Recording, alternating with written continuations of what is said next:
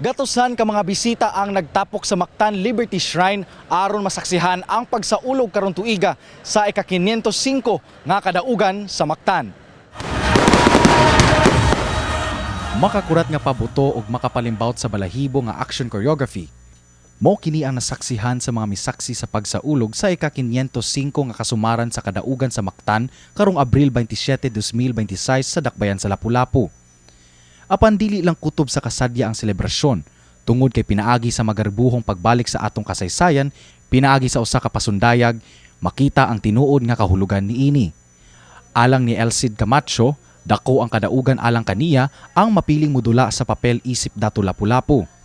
Apan, bisan pa man sa kakuwang sa oras sa preparasyon, game na game nga gidawat ni Elcid Camacho ug Akiko Sulon ang hagit sa pagdala sa papel sa unang bayani ug ni Reyna Bulacna. Ilabi na nga daghan ang nagdahom sa maong role.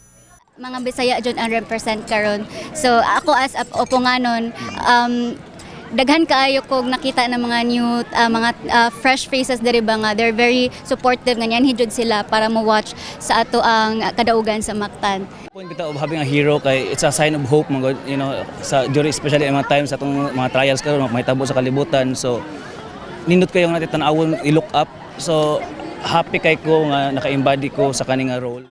Labaw pa sa paghandom, gipukaw sa kadaugan sa Mactan ang diwa sa pagka-Pilipino. Kapin 500 ka tuig ang milabay sa Battle of Mactan, mibarog ang ato mga katigulangan alang sa dignidad o kaluwasan. Karon kini nga diwa, mi patigbabaw sa mga Pilipino.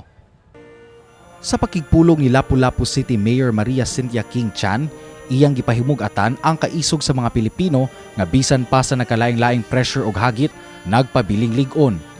Iyang gipahimnumduman nga sama sa gipakita sa atong kasaysayan, bisan pa sa kakulang sa advance nga armas kaniadto, ang atong lig-ong paningkamot, panagiusa ug dili matarong nga pagtuo mao ang nahimong hinungdan sa atong kadaugan.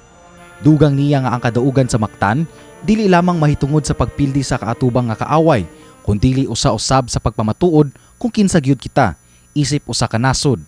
Because what happened in Mactan in 1521 was not an isolated act of bravery.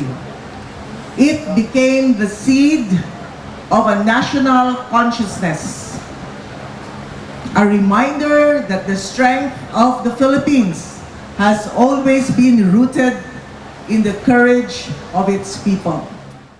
Samtang gipahimug-atan ni Department of Education kon DepEd Secretary Sonny Angara, pinaagi sa bagong Regional Director sa DepEd Region 7 nga si Arturo Bayocot ang importansya sa pagpasabot sa mga kabatan-unan sa lawom nga hinungdan sa atong kasaysayan aron kini padayong puy-an sa matag usa ka nato.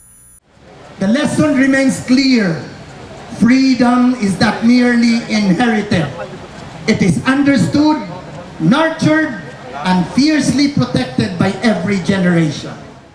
Sa katapusan, kauban ng mga Consul General sa Japan ug Korea, nanawagan ang mga kadagkuan sa Dakbayan sa Lapu-Lapu o Global Peace, pinaagi sa pagpahigayon o ceremonial White Dove release.